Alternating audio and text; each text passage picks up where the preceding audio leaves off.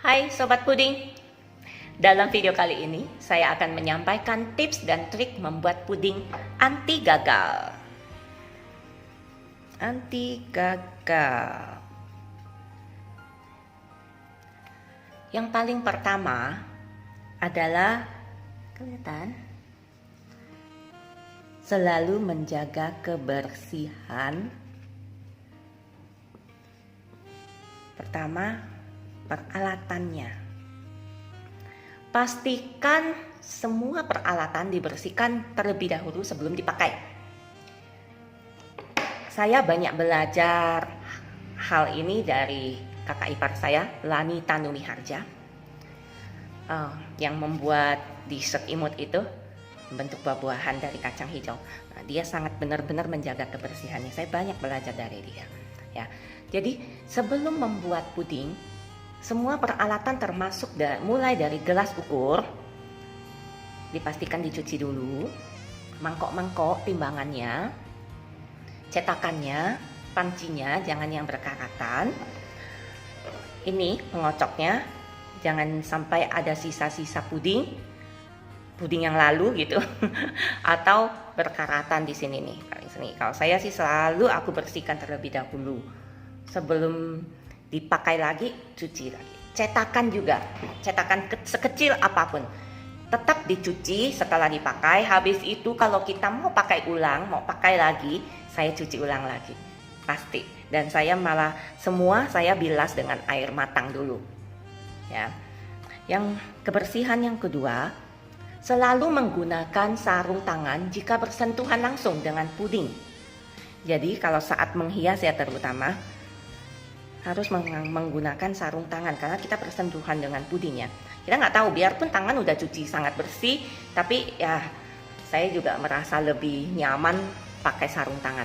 Kecuali saat pewarnaan, kita ambil yang centong, ambil ke dalam mangkok, itu kan kita nggak bersentuhan langsung sama pudingnya, itu nggak masalah.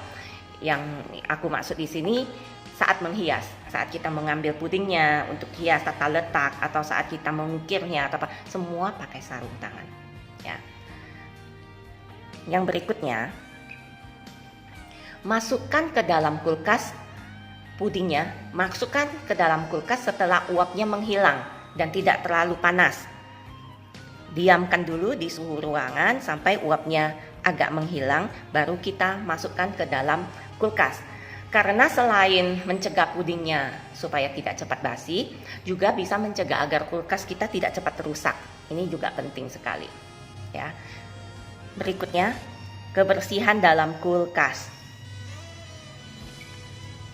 Nah, kalau bikin buat sendiri atau sebagai hadiah ya, lama-lama kita kan baru bikin satu kali. Ya tidak masalah kalau kita campur dengan kulkas yang kita gunakan sehari-hari ya. Jadi ingat tutup rapat dulu pudingnya kita, kan uapnya sudah hilang tuh. Tutup rapat dulu baru kita masukkan supaya tidak terkontaminasi dengan aroma makanan lainnya ya. Kalau yang untuk jualan, apalagi yang sudah lumayan banyak, sehari udah bikin 1-2 gitu, usahakan kulkasnya pisah. Kalau saya kulkasnya pisah. Saya khusus buat puding, jadi tidak ada aroma makanan lainnya selain puding. Itu sih yang mesti dijaga banget ya. Ini yang kedua. Kedua ini, campurkan dan aduk rata terlebih dahulu semua bahan yang kering, termasuk agar-agar. Jadi di bahan yang kering ya, bahan kering ini ada agar-agar, gula, atau bubuk. Kalau pakai yang coklat, rasa coklat kan ada bubuk coklatnya segala. Ini dicampur, diaduk rata dalam satu mangkok. Kita aduk-aduk rata, baru kita masukkan ke dalam panci yang sudah diisi dengan cairan susu atau santan. Nah, baru dimasukkan ke dalam pelan-pelan sambil diaduk sama pengocok ini. Ini supaya bubuk yang ringan, yang lebih ringan ini ya, terikat sama gula sehingga lebih mudah tenggelam masuk ke dalam cairannya dan terurai dengan rata ya, supaya tidak menggumpal. Ini fungsinya ya. Yang ketiga,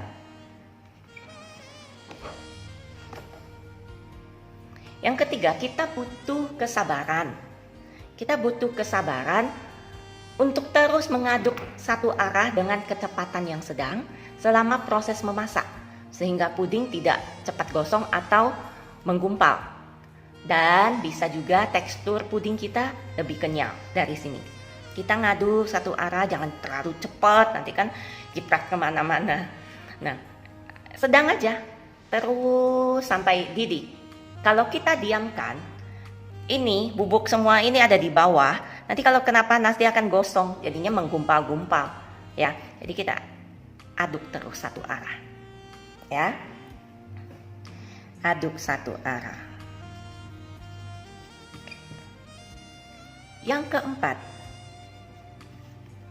Yang keempat ini untuk membuat puding lapis, langkah-langkahnya seperti ini. Bekukan puding yang lapisan yang pertama di suhu ruangan, jangan di dalam kulkas. Karena jangan di kulkas dan jangan yang direndam pakai baskom sama air es gitu juga jangan. Karena akan menimbulkan embun, lapisan atasnya itu nanti ada embun, itu yang membuat lengket dan tidak bisa menyatu dengan lapisan berikutnya. Paham ya sampai di sini ya. Jadi untuk lapisan pertama, misalnya ini kita puding, ini lapisan pertama suhu ruangan. Ya, ruangan ber-AC boleh, kipas angin boleh. Tapi saya sarankan jangan pakai kipas angin karena kita tidak tahu kipas angin kita ada debunya apa enggak gitu. Jadi saya biasa ya di suhu ruangan biasa aja. Cuman saya pastikan di sini nggak ada embun aja. Kalau ada embun, susah untuk lapisan berikutnya masuk. Ya. Dan pastikan ininya kering ya tadi ya. Jangan ada embun. Dan lapisan yang kedua masuk, pastikan adonannya panas. Ya, ini udah beku nih di suhu ruangan. Jadi kita bikin lagi di lapisan berikutnya. Nah, lapisan berikutnya ini mesti panas, pelan-pelan kita lapisin. Nah, nanti begitu juga selanjutnya yang lapisan kedua juga didiamkan di suhu ruangan. Ya, nanti begitu berulang. Oke, ini nggak cukup tempat, saya hapus ya. Yang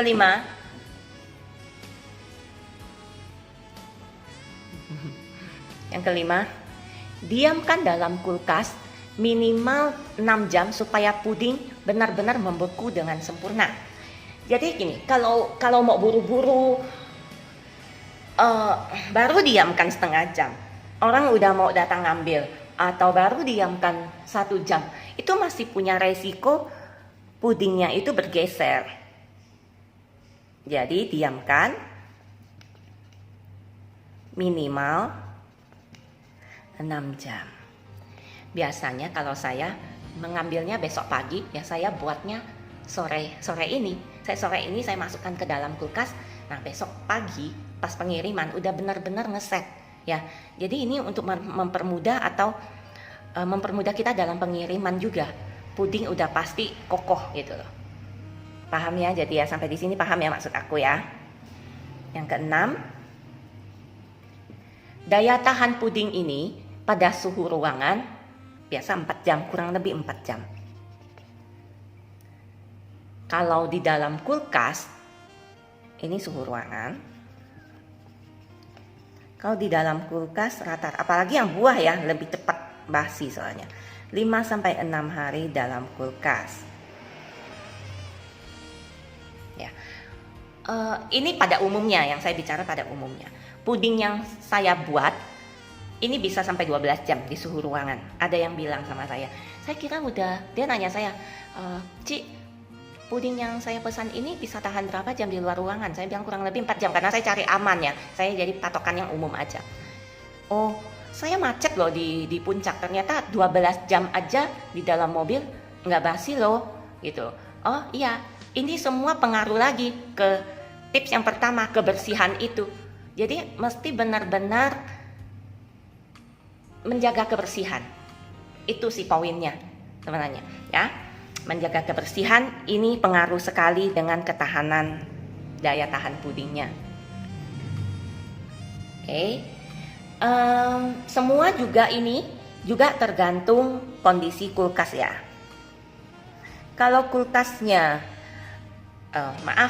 banyak makanan-makanan lain, aromanya juga udah banyak makanan lain, dan puding setelah dipotong-potong dimasukkan tanpa ditutup dengan rapat, itu lebih cepat basi.